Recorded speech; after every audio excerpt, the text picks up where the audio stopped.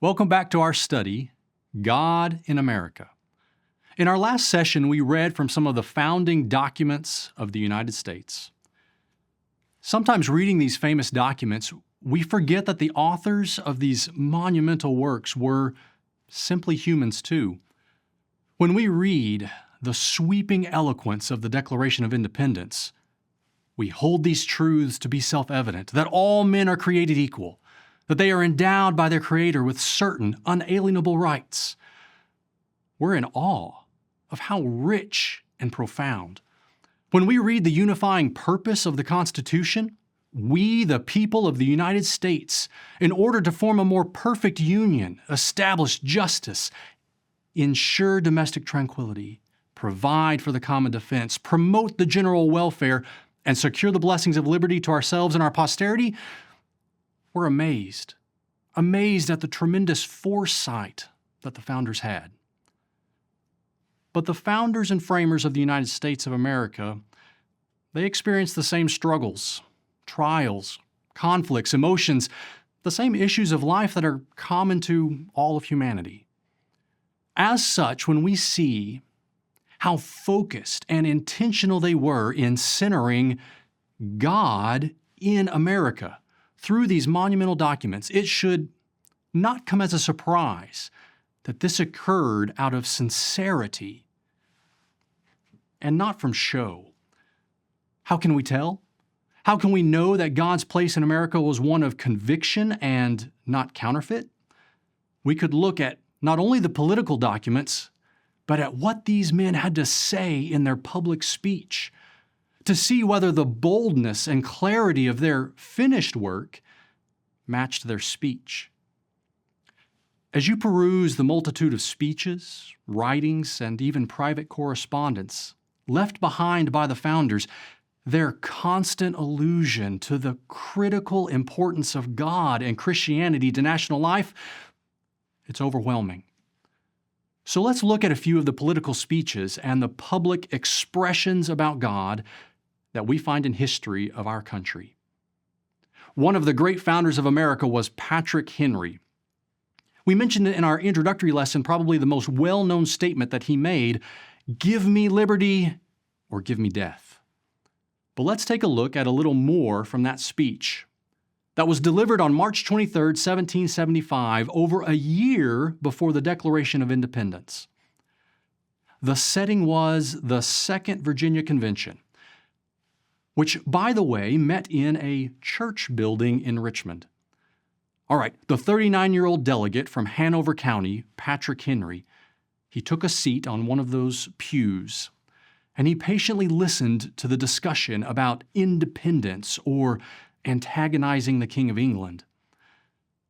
When his opportunity to speak finally came, he rose and delivered the following spectacular speech, a speech that most public schools in America today would not fully read because of its frequent references to God and direct allusions to Bible passages. And while we certainly know the last sentence, let's take a look at a few of the other contexts Mr. Henry addresses. First, let's listen to his opening paragraph.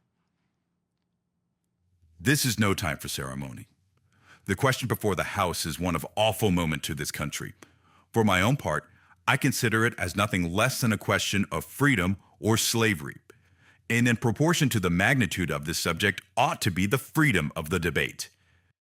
It is only in this way that we can hope to arrive at truth and fulfill the great responsibility which we hold to God and our country.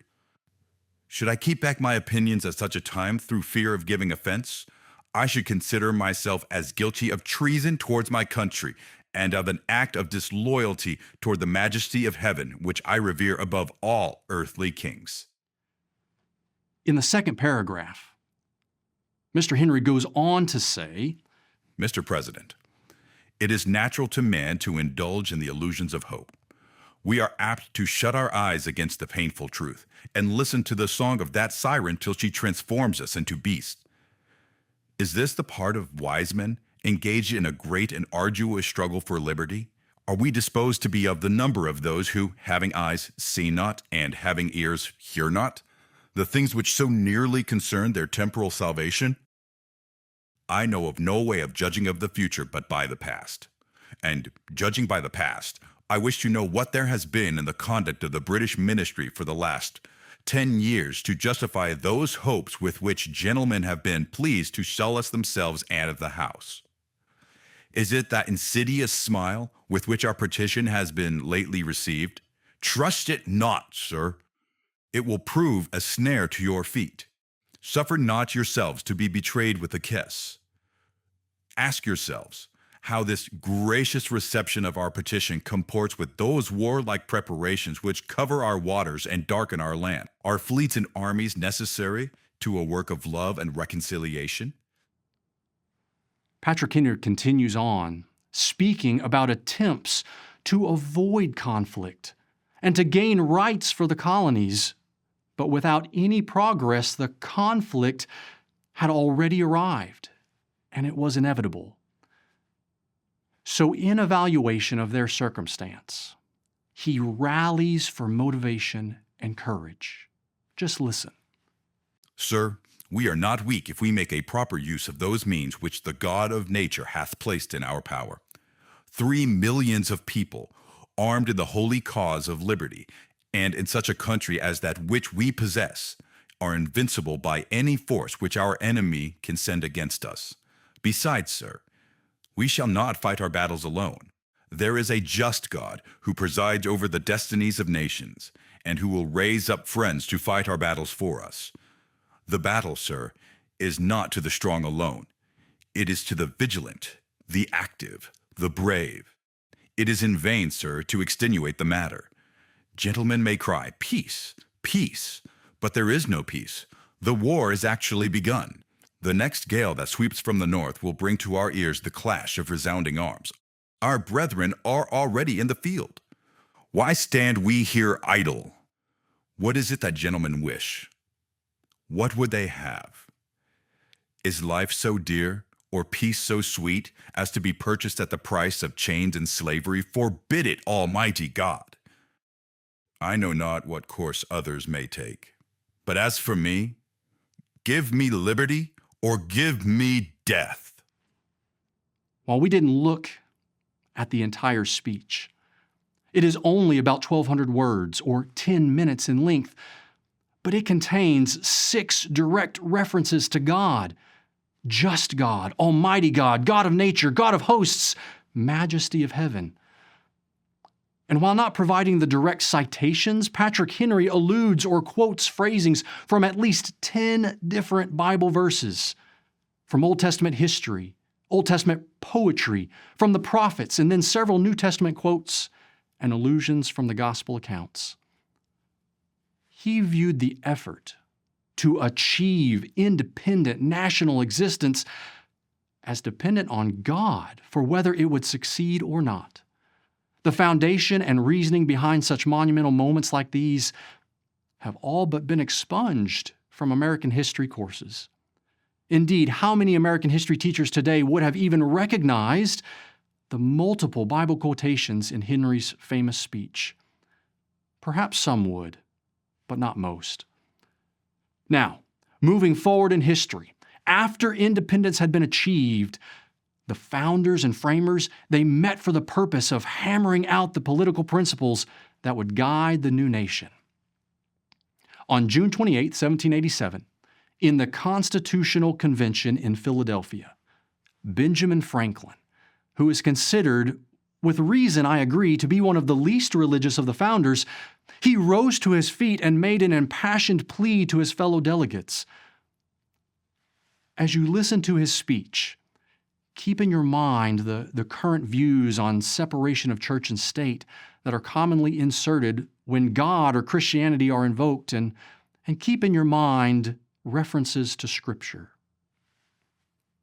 In this situation of this assembly, groping as it were in the dark to find political truth, and scarce able to distinguish it when presented to us, how has it happened, sir, that we have not hitherto once thought of humbly applying to the Father of lights to illuminate our understanding?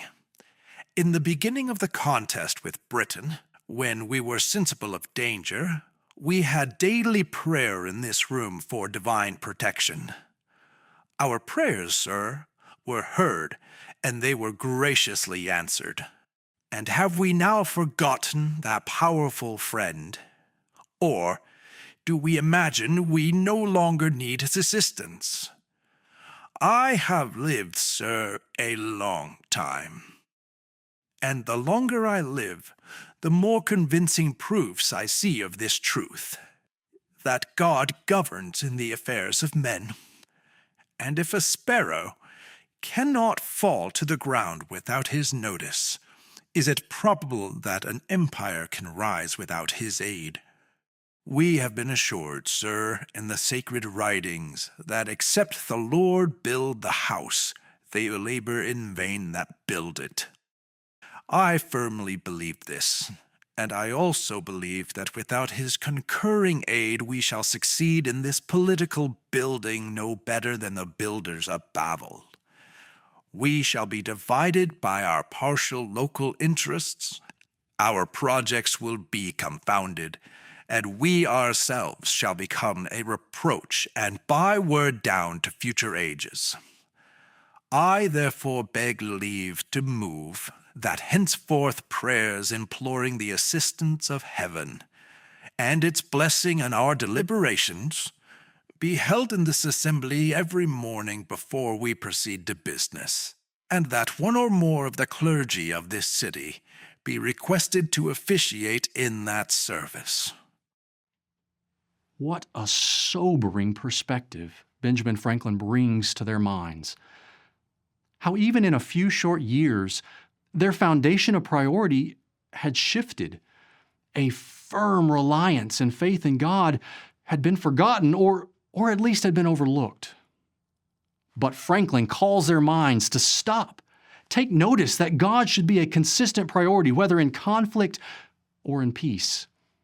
He not only directly refers to God, and not a deistic God, as what is often claimed was his belief, but in no uncertain terms, it is the God of the Bible.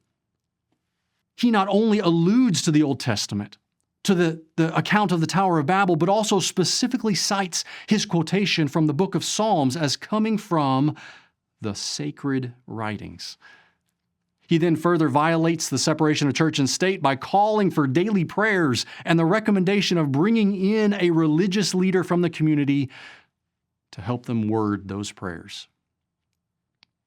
As Benjamin Franklin referred, it was a daily practice of the delegates to open their sessions with a prayer. We find that this was instituted in the very first Continental Congress that convened in September of 1774 in Philadelphia, where one of the very first motions of that meeting was by John Adams, and it was supported by Samuel Adams, to formally recognize this activity. This tradition continued with Franklin reasserting its need, and even to this current modern time, the bodies of delegates to the Senate and the House of Representatives open their sessions with prayer.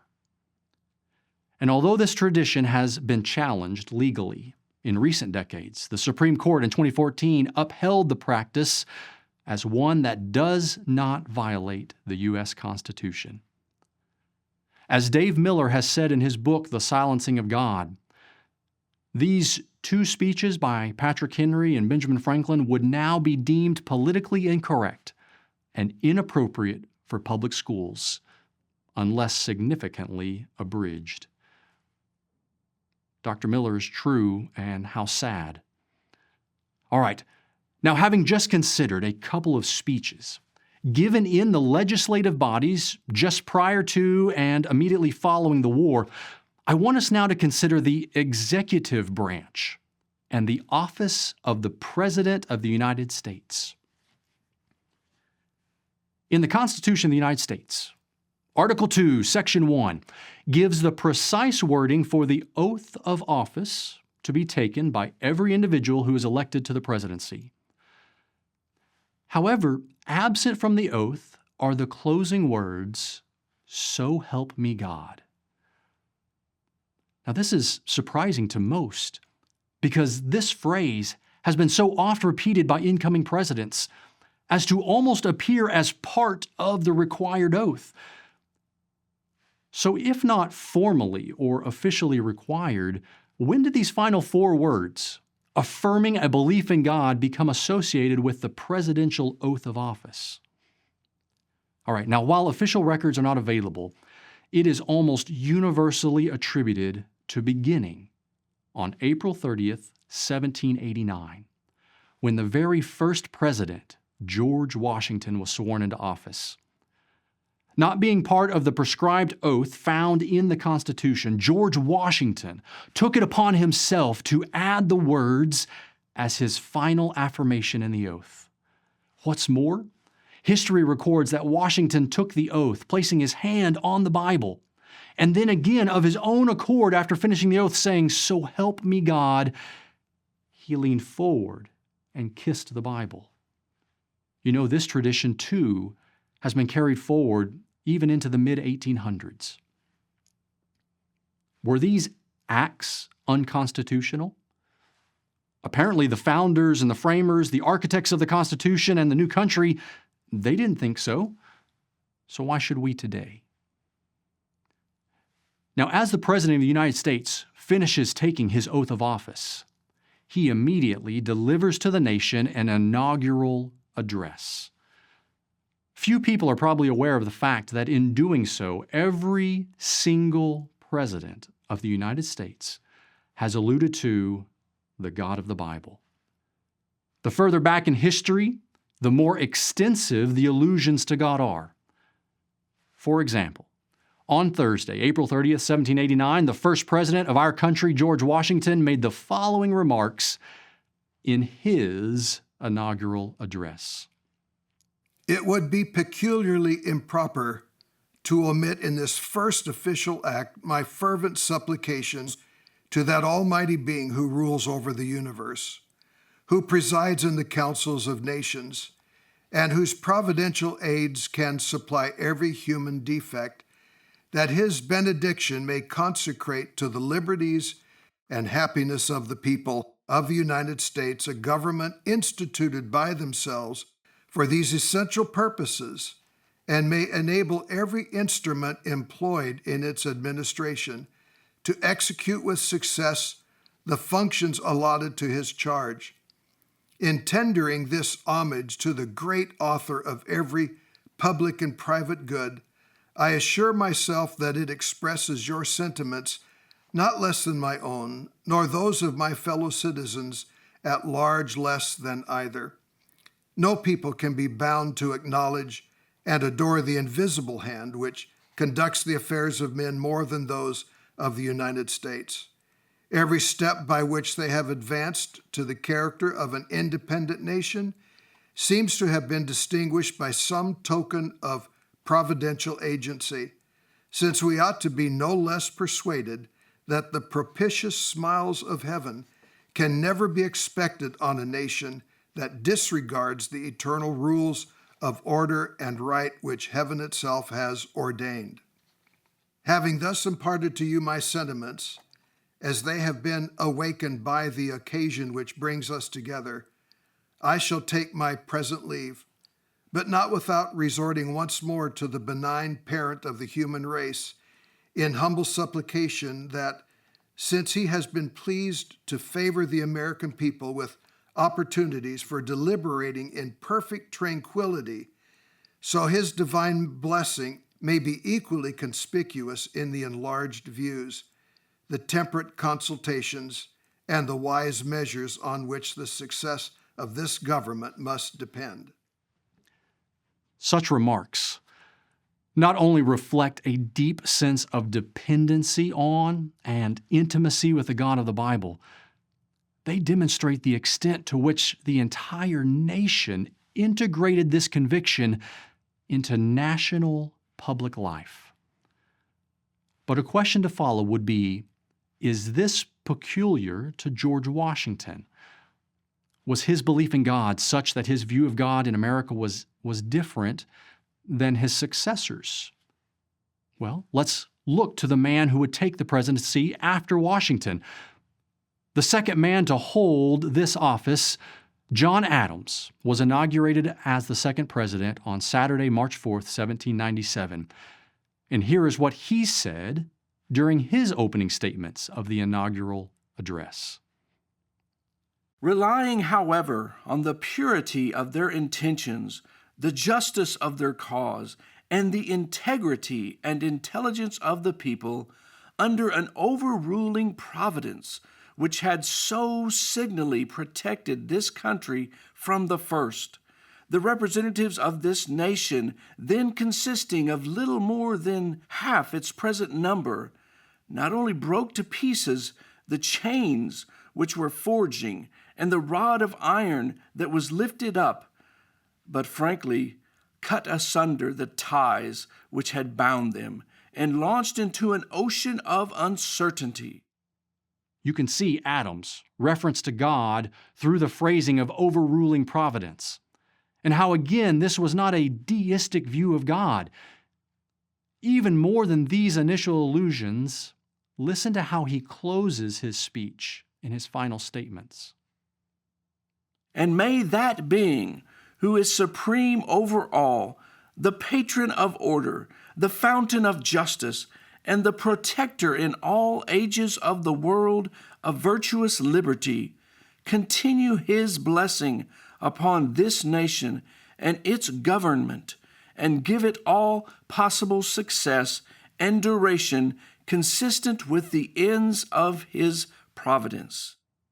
All right, so the first two presidents had as their very first acts to address the nation and those assembled, noting gratitude and recognition to God, His providence, and that God was needed to be a central focus for even government to have success. But surely this had to be a narrow view, right? Embodied by only these two men, the first presidents. Well, let's turn to the third president of the United States, a man that is often called a deist in his views, Thomas Jefferson. On March 4th, 1801, his first inaugural address included the following considerations. Enlightened by a benign religion, professed, indeed, and practiced in various forms, yet all of them inculcating honesty, truth, temperance, gratitude, and the love of man, acknowledging and adoring an overruling providence, which by all its dispensations proves that it delights in the happiness of man here and his greater happiness hereafter. All right, let's jump now to the closing where Jefferson ends. Listen to what he has to say. And may that infinite power, which rules the destinies of the universe, lead our counsels to what is best, and give them a favorable issue for your peace and prosperity. Now, some may say, well, we'll see there, Jefferson left vague his reference as benign religion, as he was inclusive of every spiritual religion across the world, right? However, if we simply look to his second inaugural address, a mere 4 years later, on March 4th, 1805, listen to how Thomas Jefferson pleads for the nation to join him in supplications to God.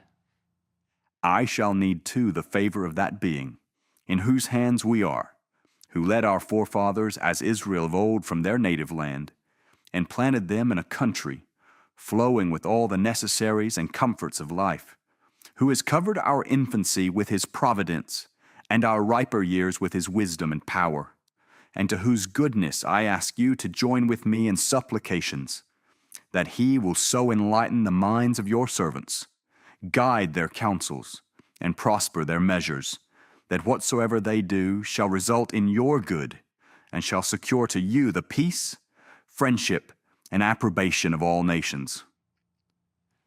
Such remarks by one of the least religious of the founders hardly sounds like the anti-Christian deist that he has been represented to be.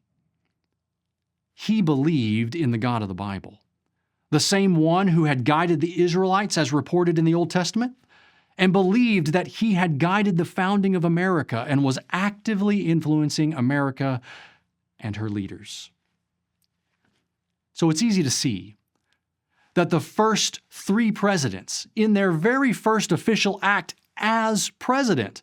And in addressing the entire nation, they reflected on God's place in America, in the events that led to the day that each would take the responsibility of their office, and especially to the God of the Bible, needing to remain securely placed in the foundation of governing such a nation as the United States.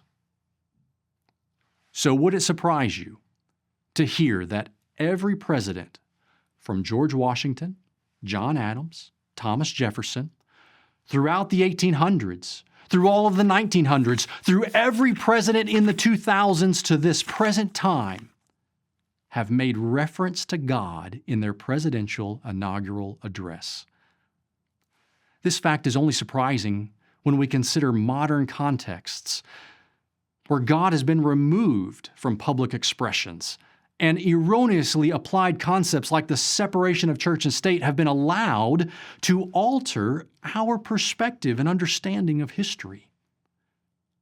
From the founders' view, they not only would expect their successors to keep God in America, but they would be shocked by any efforts to remove God from America because they so regularly encouraged the opposite. But I do want to look at a couple more examples from our presidents' mouths as to the nature of God's place in public life. Let's move forward in American history to another pivotal time of anxiety and conflict, the time just prior to the Civil War. William Henry Harrison would take his oath of office on March 4th, 1841. And in the longest inaugural address in history, here's a short snippet of his view of God and religion. I deem the present occasion sufficiently important and solemn to justify me in expressing to my fellow citizens a profound reverence for the Christian religion, and a thorough conviction that sound morals, religious liberty, and a just sense of religious responsibility are essentially connected with all true and lasting happiness. And to that good being who has blessed us by the gifts of civil and religious freedom, who watched over and prospered the labors of our fathers, and has hitherto preserved to us institutions far exceeding in excellence those of any other people, let us unite in fervently commending every interest of our beloved country in all future time. Like his presidential predecessors, not to mention the founders themselves, here was a president who would be deemed by today's standards to be wholly and unequivocally politically incorrect. Observe carefully his contentions.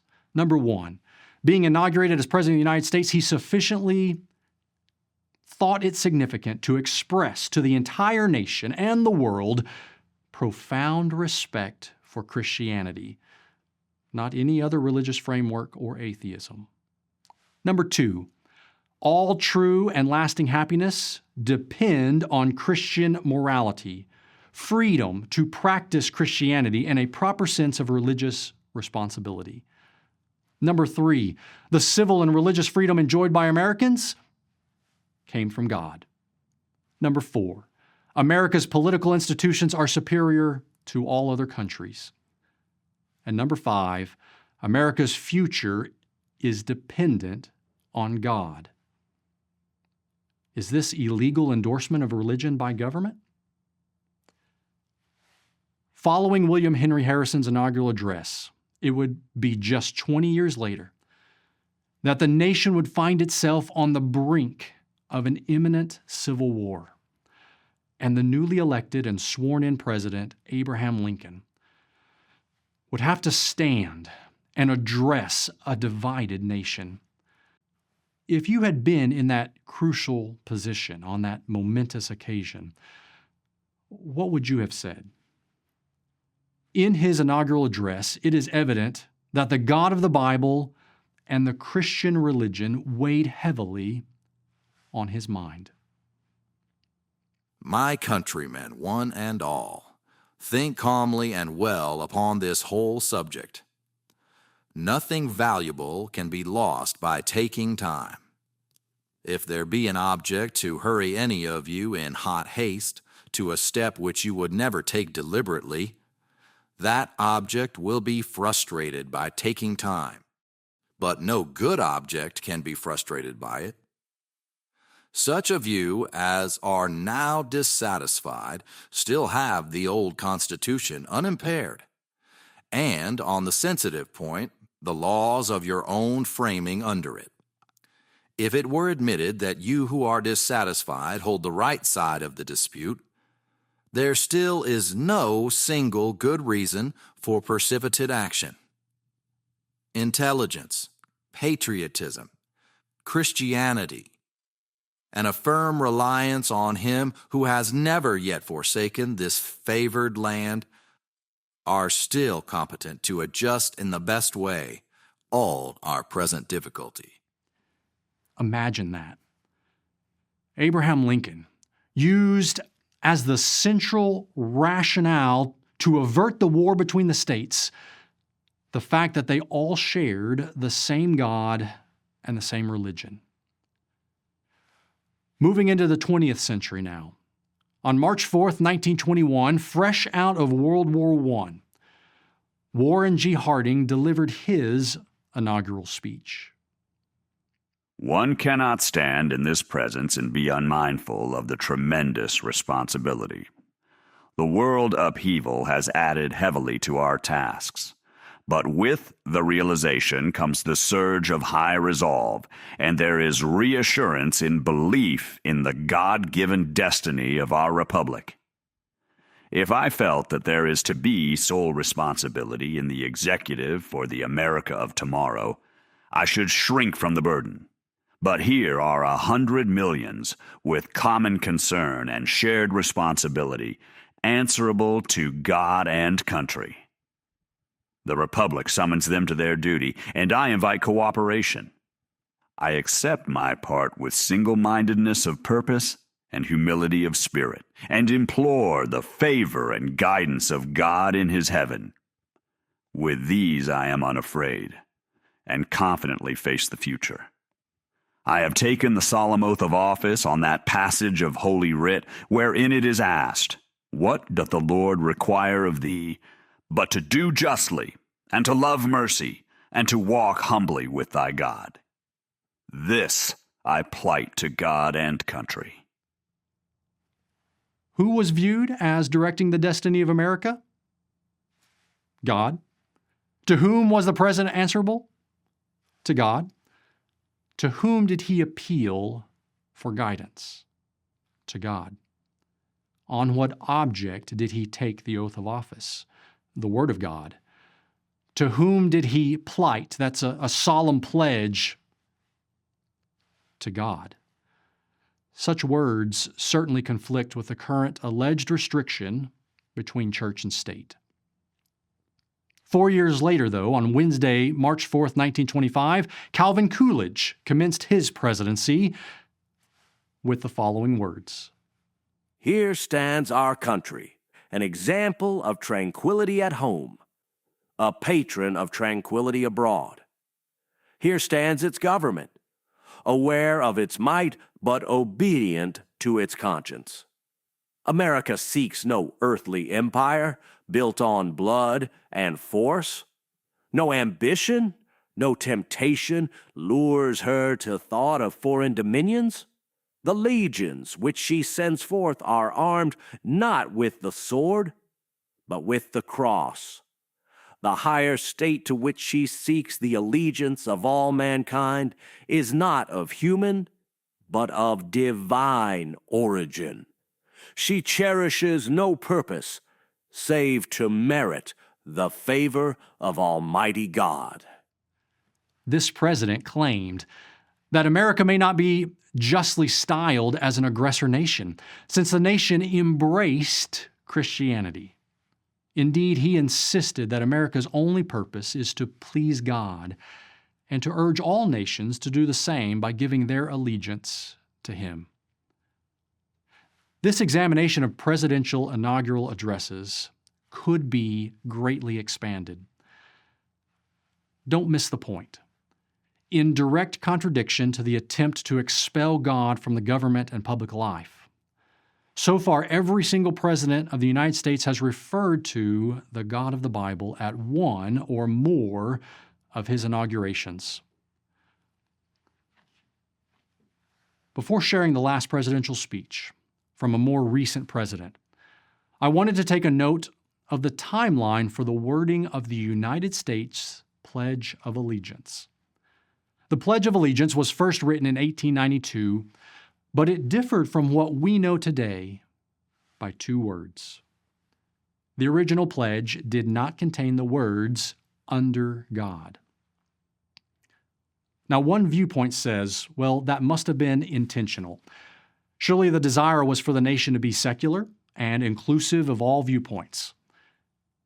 However, this same charge we have already seen applied to other documents and settings, like the U.S. Constitution, where more subtle references to God are found, but we found that the absence of specific phrasing had much more to do with the fact it was a universal assumption that the population and the leaders were already standing on a foundation of God, on the Bible, on Christianity. However, later generations of elected leaders realized that the assumed foundation of God for the population was becoming less of a reality.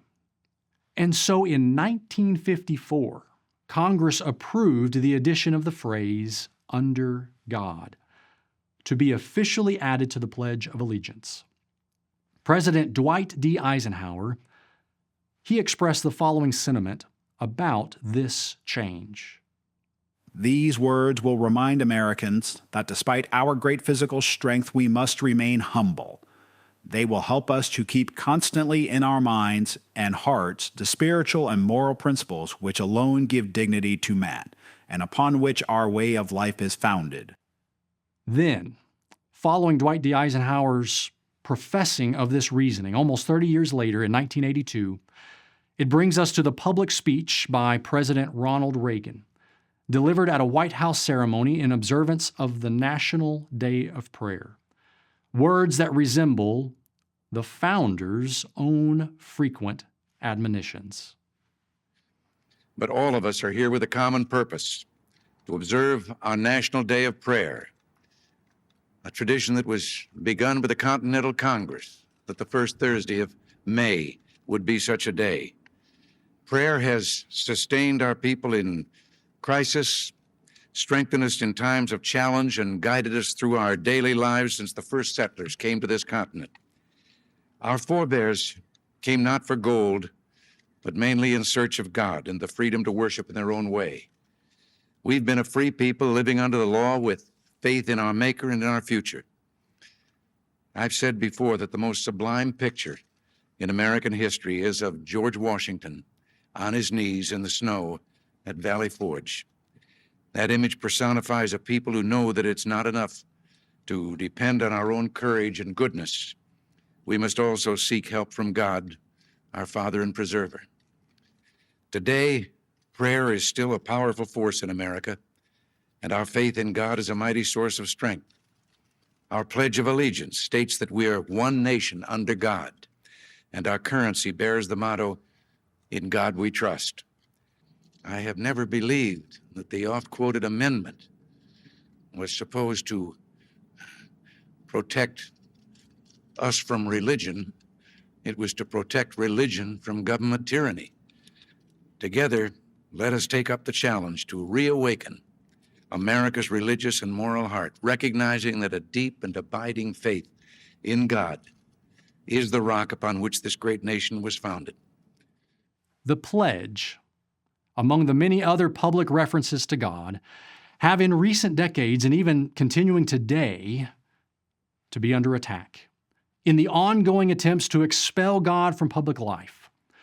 In response to legal challenges made in the courts, in 2002, both houses of the U.S. Congress, by a vote of 401 to 5 in the House and 99 to 0 in the Senate, reaffirmed the inclusion of "under God" as a part of the Pledge of Allegiance. If this simple two-word phrase is to continue, then it must also continue to describe how we view the place for God in America.